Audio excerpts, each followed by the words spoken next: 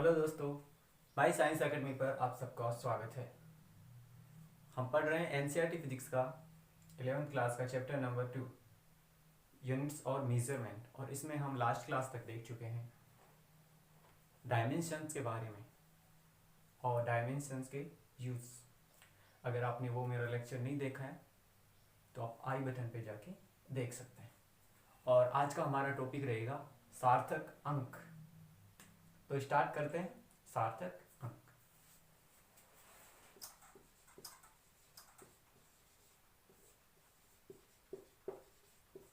Significant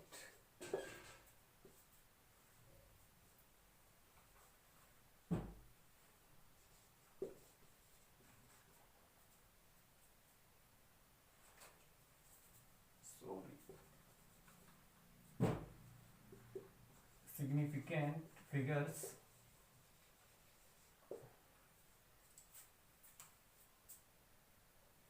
तो दोस्तों, सार्थक अंकों की परिभाषा देखने से पहले सार्थक अंक किसी भौतिक राशि का मापन कैसे करते हैं ये देखने से पहले हम देख लेते हैं कि एक एग्जाम्पल के थ्रू कि मान लो मेरे पास ये एक मार्कर है और मैं बच्चों को इसकी लेंथ मेजर करने के लिए दे देता हूँ। तो मान लो अगर किसी बच्चे के पास 15 सेंटीमीटर वाला स्केल है, वो इसको मेजर करता है 10.2 सेंटीमीटर। मैं किसी दूसरे बच्चे को देता हूँ इसकी लेंथ मेजर करने के लिए, उसके पास एक बड़ा स्केल है, मीटर वाला स्केल है, तो वो इसको मापन करता है 10.3 सेंटीमीटर। और कोई लड़का अगर इसको मेजर करता है, उसके पास और दूसरा स्केल है, तो उससे हम देख पा रहे हैं कि वो इसको मेजर कर पा रहा है 10.8 सेंटीमीटर। यानी कि हम श्योर नहीं हैं कि एक्चुअल में इसकी एग्जैक्ट लेंथ कितनी है।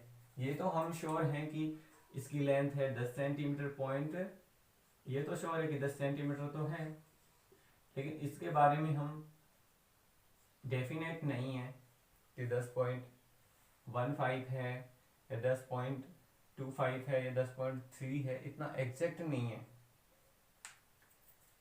तो हम किसी भौतिक राशि का शुद्ध रूप से मापन करने के लिए जिन अंकों का उपयोग करते हैं उन्हें हम सार्थक अंक कहते हैं। यानी कि ये जितना पॉइंट के बाद जितना वो होगा, जैसे 257, तो ये उतनी हम एग्जैक्ट उसका मापन कर पाएंगे। तो दोस्तों, सार्थक अंक क्या होता है कि किसी भौतिक राशि को शुद्ध रूप में व्यक्त करने के लिए जिन अंकों की आवश्यकता होती है वो सार्थक अंक कहलाते हैं। तो दोस्तों, सार्थक अंक लिखने के कुछ नियम होते हैं। हम कोई भी जो संख्या है उसमें कैसे पहचानेंगे कि कितने इसमें सार्थक अंक हैं, तो देखते हैं इनके रूल्स विद एग्जांपल।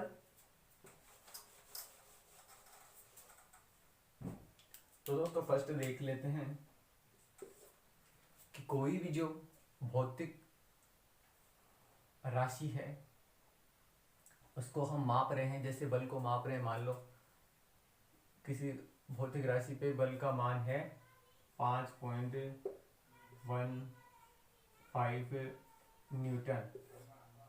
तो जैसे कि इसमें कितने सार्थक अंक होंगे ये हम ऐसे देखेंगे। तो स्टार्ट करते हैं हम।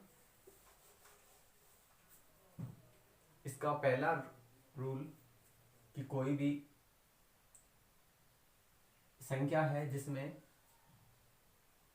शून्य प्रेजेंट ना हो, बिना दशमलव वाली संख्या है, तो उसको हम सार्थक अंकों में शामिल करते हैं। यानी कि फर्स्ट एग्जांपल में देख लेता हूं कि जो सभी अशून्य संख्याएं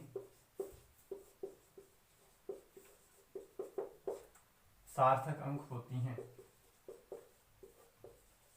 सार्थक अंक होती हैं। यानी कि मान लो कि ये है 1 2 3। तो दोस्तों इसमें कोई भी शून्य नहीं है, शून्य को हम सार्थक संख्याओं में शामिल नहीं करते हैं। तो इसमें सार्थक अंक कितने हो जाएंगे, 1 2 3। तो इसमें 3 सार्थक अंक है। मान लो ये कोई संख्या है, तो दोस्तों इसमें कितने सार्थक अंक हो जाएंगे, 1 2 3 4। अगर मान लो दोस्तों ये ऐसी संख्या हो, 100 हो, तो इसमें कितने सार्थक अंक होंगे। हम जो भी शून्य संख्या है उनको सार्थक अंकों में शामिल नहीं करते हैं।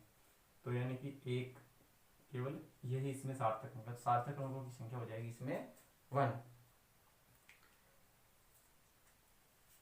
अगर दोस्तों संख्या ऐसे हो 0.234, तो इसमें सार्थक अंकों की संख्या कितनी होगी, 0 को हम सार्थक अंक में शामिल नहीं कर रहे हैं, तो इसमें सार्थक अंक की संख्या 1 2 3, 3 इसमें सार्थक अंक होंगे। ये तो था पहला रूल इसका। आप और भी एग्जाम्पल लेके कर सकते हैं। दूसरा इसका रूल है सार्थक अंकों के लिए कि कोई अशून्य संख्या है और उसके बीच में शून्य आ जाता है, तो क्या उसको हम सार्थक अंक में शामिल करते हैं, बिल्कुल। अगर कोई संख्या है हमारे पास 101, तो दोस्तों अगर जैसे शून्य यहाँ लास्ट में आ रहा था, हम उसको सार्थक अंकों में शामिल नहीं कर रहे थे, लेकिन ये दोनों क्या है, अशून्य संख्या है, मतलब ये शून्य नहीं है ना, और इनके बीच में शून्य आ रहा है, तो हम इस शून्य को भी सार्थक अंक में शामिल करेंगे। तो इसमें सार्थक अंकों की संख्या हो जाएगी 1 2 3, तो इसमें सार्थक अंक हो गए 3। अगर एग्जाम्पल ये ले लूँ मैं, तो दोस्तों इसी के हिसाब से कि ये दोनों अशून्य संख्याएं हैं और इनके बीच में शून्य आ रहा है, तो हम इन दोनों शून्यों को भी सार्थक अंकों में शामिल करेंगे। तो इसमें कुल सार्थक अंक हो जाएंगे 1 2 3 4। ठीक है, ऐसे आप और भी एग्जाम्पल कर सकते हैं। नेक्स्ट हम देखते हैं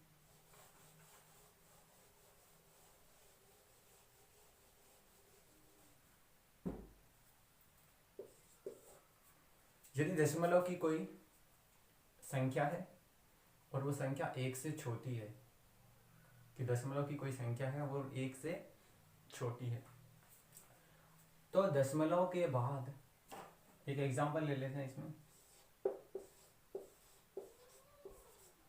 कि दोस्तों ये दशमलव की कोई संख्या है, दशमलव की कोई संख्या है और 1 से छोटी है, बिल्कुल है। तो दशमलव के दाहिनी ओर शून्य हो, शून्य है, और लास्ट अशून्य संख्या, और जो इस दशमलव के बाद जो अशून्य संख्या है उससे पहले आने वाला जो 0 होगा उसको हम सार्थक अंकों में शामिल नहीं करते हैं। तो इसमें सार्थक अंकों की संख्या कितनी हो जाएगी, 1 और 1 2 हो जाएगी। दूसरा एग्जांपल ले लेते हैं हम 0.0609। तो दोस्तों ये संख्या 1 से छोटी है, तो दशमलव के दाहिनी ओर, और ये अशून्य संख्या है इसके बाईं ओर, जो भी शून्य आ रहा है उसको हम सार्थक अंकों में शामिल नहीं करेंगे, यानी इसको नहीं लेंगे, इस 0 को लेंगे ही नहीं, और ये 0 इन दो अशून्य संख्याओं के मध्य में आ रहा है, तो इसको हम सार्थक अंकों में शामिल करेंगे। तो इसमें सार्थक अंक हो जाएंगे 1 2 3। ठीक है दोस्तों, नेक्स्ट हम देखते हैं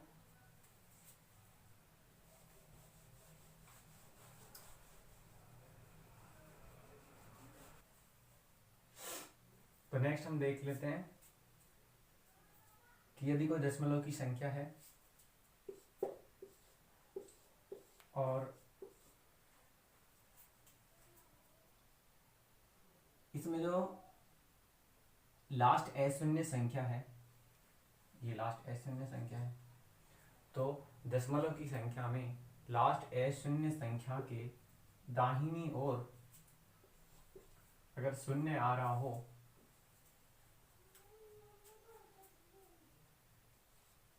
तो इस शून्य को हम सार्थक अंकों में शामिल करते हैं। तो दोस्तों इसमें कुल सार्थक अंक कितने हो जाएंगे? एक ये दोनों, एक तो ये और एक ये दोनों क्या हैं? अशून्य संख्याएं हैं। तो इनके बीच जीरो आ रहा है, उनको भी हम सार्थक अंकों में शामिल करेंगे और इस जीरो को भी शामिल करेंगे। तो कुल कितनी संख्याएं हो जाएंगी? 1 2 3 4 5 6। तो इसमें 6 सार्थक अंक हो जाएंगे। एक और एग्जांपल देख लेते हैं। 0.0030। दशमलव की संख्या के बाद जो लास्ट अशून्य अंक ये है, तो इसके बाद जो मतलब दाहिनी ओर जो शून्य आएंगे उनको हम सार्थक अंकों में शामिल करते हैं। तो 1 2 3, तो इसमें सार्थक अंक हो जाएंगे 3। नेक्स्ट हम देख लेते हैं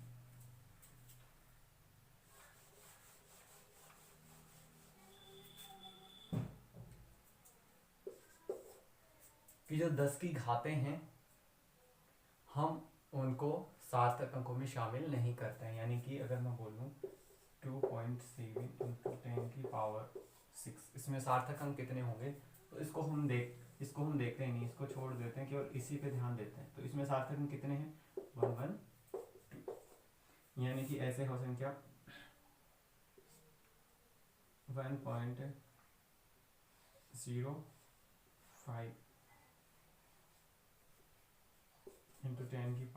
10⁻⁻1। तो इससे हमें कोई मतलब ही नहीं है 10 की घात से, केवल इसमें देखते हैं। तो इसमें क्या है? ये दोनों अशून्य संख्या, इनके मध्य जीरो आ रहा है, तो ये हो जाएंगे 1 2 3 सार्थक अंक। नेक्स्ट हम देखते हैं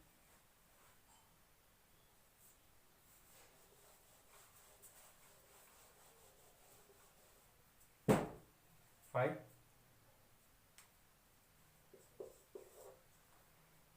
कि यदि कोई संख्या है और उसमें हम दशमलव की स्थिति को चेंज कर रहे हैं तो सार्थक अंकों की संख्या पर कोई प्रभाव नहीं पड़ता। एग्जाम्पल देख लेते हैं। जैसे ये कोई संख्या, कोई भी संख्या ले सकते हो, इसमें सार्थक अंक कितने होंगे? 1 2 3 4। अगर मैं पॉइंट को यो लिख लूं तो भी 1 2 3 4। अगर मैं यो लिख लूं इसको तो भी इसमें सार्थक अंकों की संख्या क्या होगी? 4 होगी। दशमलव की स्थिति से सार्थक अंकों की संख्या पर कोई प्रभाव नहीं पड़ता। तो दोस्तों ये थे सार्थक अंक लिखने के नियम।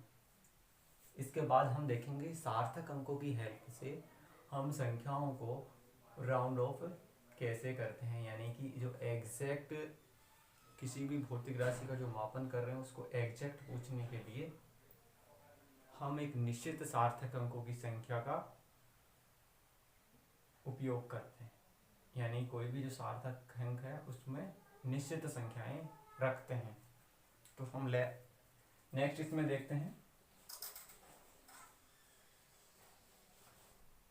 नेक्स्ट हम देख लेते हैं इसमें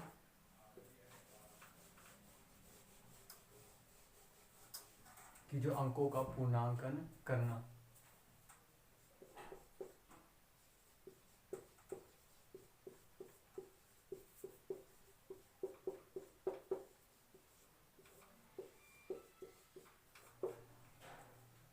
तो दोस्तों देखते हैं राउंड ऑफ कैसे करते हैं नंबर्स को हम।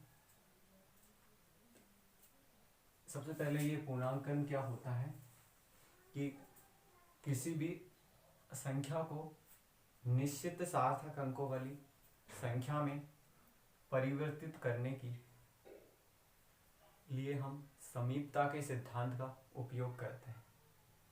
इसे हम कहते हैं अंकों को पूर्णांकित करना। यानी कि कोई भी संख्या है उसमें निश्चित सार्थक अंकों में परिवर्तित करने के लिए हम समीपता का सिद्धांत, यानी कि जो पास वाली संख्या है उसके आधार पर हम उसको सार्थक अंकों में डिसाइड करते हैं और सार्थक अंकों के आधार पर फिर उसका पूर्णांकन करते हैं। तो हम देखते हैं कि इसके भी कुछ रूल हैं, तो वो देखते हैं। फर्स्ट, कि यदि कोई दशमलव की संख्या है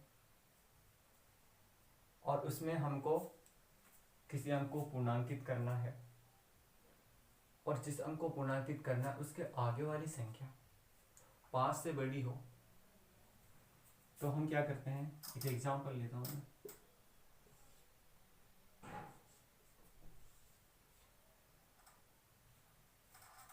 दोस्तों ये कोई संख्या है, इसमें मेरे को 7 को पूर्णांकित करना है। तो मैं देखता हूँ कि कोई दशमलव वाली संख्या है, इसमें जिस अंक को पूर्णांकित करना है उसके बाद जो संख्या है 5 से बड़ी हो। मान लो इसको मान लेता हूँ 6 मान लेता हूँ इसको पूर्णांकित करना है और इसके आगे वाली संख्या 5 से बड़ी हो, तो जिस अंक को पूर्णांकित करना है उसमें +1 कर देते हैं। यानी कि इसको हम लिख सकते हैं 1.68।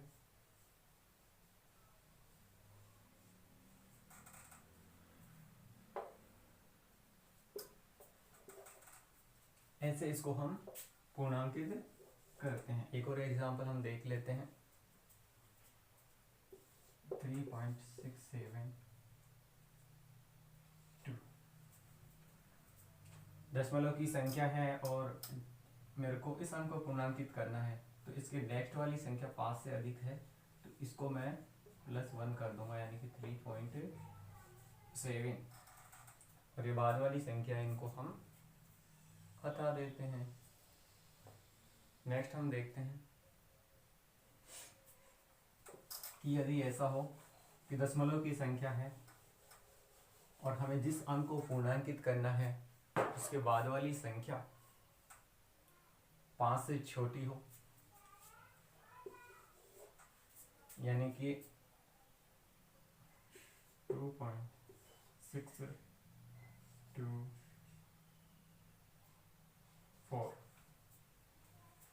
तो दोस्तों ये कोई संख्या है, दशमलव वाली संख्या है और मेरे को इस अंक को पूर्णांकित करना है, तो इसके बाद वाली संख्या क्या है, 5 से छोटी है। तो हम क्या करते हैं कि जो जिस संख्या को हम पूर्णांकित कर रहे हैं उसको ऐसे की ऐसे रखते हैं, यानी कि उसमें +1 ऐड नहीं करते हैं। तो इसको पूर्णांकित करते हैं 2.62 और एक और इसको हटा देंगे। और इसमें देख ही सकते हैं अब सार्थक अंकों की संख्या कितनी है, 1 2 3। एक और एग्जांपल ले लेते हैं हम।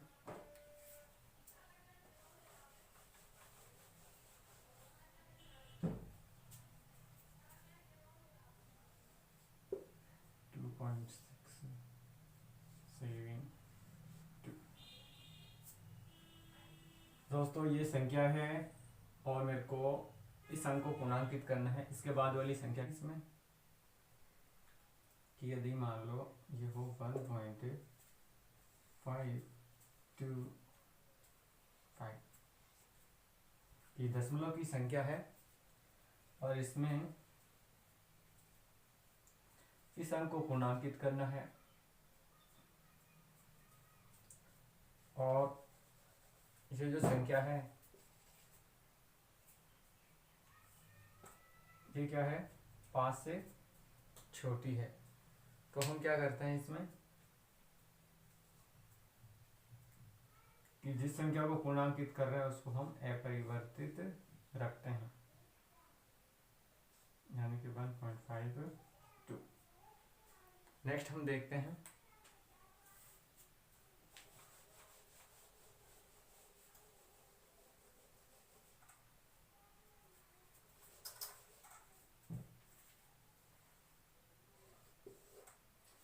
कि दशमलव की जिस संख्या को पूर्णांकित करना है उसके बाद 5 हो तथा 5 के बाद वाला अंक है वो 0 से बड़ा हो। एक एग्जांपल देख लेते हैं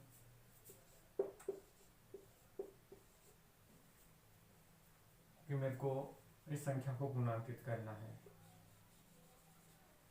तो इसके बाद वाला अंक 5 हो। अब तक हम केस ये देख रहे थे कि संख्या पूर्णांकित कर रहे हैं, उसके बाद 5 से बड़ी संख्या हो, या फिर जो संख्या है वो 5 से छोटी हो। अब हम देख रहे हैं कि इस संख्या को पूर्णांकित कर रहा हूं मैं, और इसके बाद वाली संख्या क्या है, 5 है, और जो 5 के बाद वाला अंक है वो 0 से बड़ा हो, 0 से बड़ा हो। तो ऐसी कंडीशन में क्या करते हैं,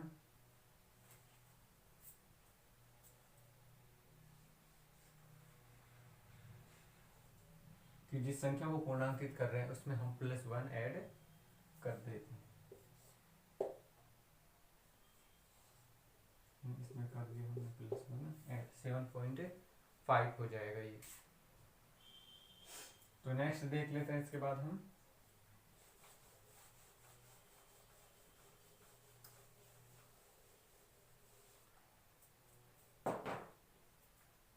दोस्तों ऐसा भी हो सकता है कि दशमलव की संख्या है, उसमें जिस संख्या को पूर्णांकित कर रहे हैं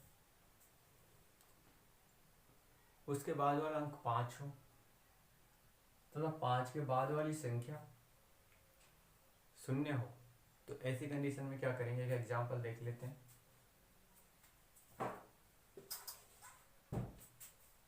फोर 2.750। दोस्तों इस संख्या को पूर्णांकित करना है मेरे को, तो दशमलव की संख्या है और इस संख्या को पूर्णांकित करना, इसके बाद क्या है 5 है, और 5 के बाद 0 है। तो ऐसी कंडीशन में क्या करते हैं हम, कि जो 5 के बाद 0 आ रहा हो, तो ये जो संख्या को पूर्णांकित कर रहे हैं उसमें हम +1 ऐड कर देते हैं, यानी कि हो जाएगा 2.8। और एग्जांपल देख लेते हैं।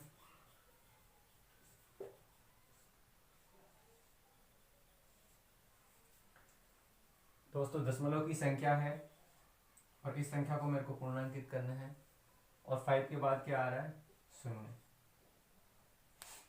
तो इसमें भी एक रूल है दोस्तों, कि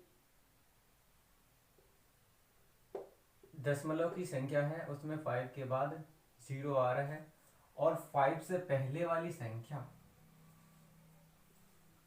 प्लस में +1 ऐड तभी होगा जब वो विषम संख्या होगी। यानी कि अगर ये विषम संख्या है तो ही ये रूल लागू होगा, यानी तभी +1 ऐड होगा। तो ये 8 भी क्या है, विषम संख्या है, तो इसमें भी +1 ऐड कर देंगे, 1.2 हो जाएगा ये। तो दोस्तों ये थे अंकों को पूर्णांकित करना। इसके बाद हम देखते हैं दशमलव की संख्याओं का सार्थक अंकों के आधार पर जोड़ है, बाकी है, गुणा है, भाग है, वो कैसे कर सकते हैं।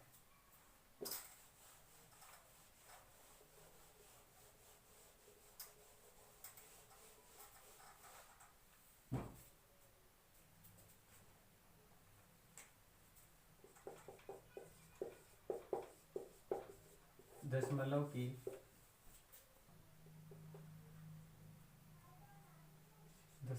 की संख्या का सार्थक अंकों के आधार पर संक्रिया। तो दोस्तों देखते हैं जो दशमलव की संख्याएं हैं उसमें हम कैसे गुणा भाग कर सकते हैं सार्थक अंकों की हेल्प से। तो जैसा नॉर्मल गुणा भाग होता है वैसा ही हम करेंगे, लेकिन उसमें सार्थक अंक कैसे रखते हैं तो देखते हैं। कोई एग्जांपल ले लेता हूं मैं।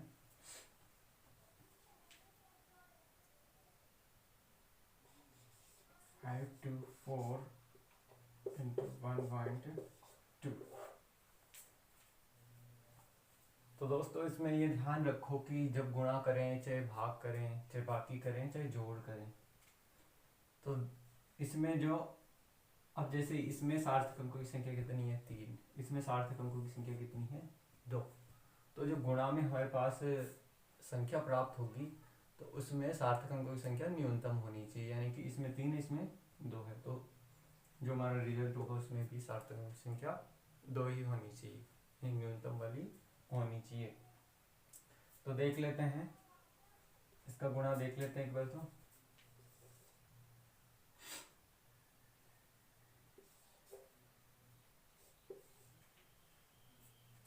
दो पॉइंट छोड़ के कर लेते हैं 1 5.24 ऐड कर लेते हैं इनको।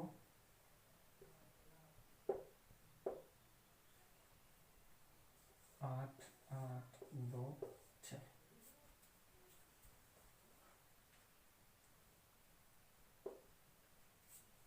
अब दोस्तों इसको हम चेंज करते हैं न्यूनतम सार्थक अंकों के आधार पे, यानी कि जैसे 2 अंकों के बाद गुणा है, इसमें भी 2 अंकों के 1 अंक के बाद गुणा है, तो ये हमारे पास क्या आ जाता है 5.288, यानी कि इसमें हम जो दशमलव है उसके बाद में केवल 1 अंक ही रखेंगे। तो जैसे 5.6288 है, तो इसको हम पूर्णांकित करते हैं, तो इसके बाद वाला अंक क्या है 5 से अधिक है, तो इसको हम क्या कर देते हैं प्लस 6.3, ये आंसर हो जाएगा। इसका मान लो जोड़ देख लेते हैं।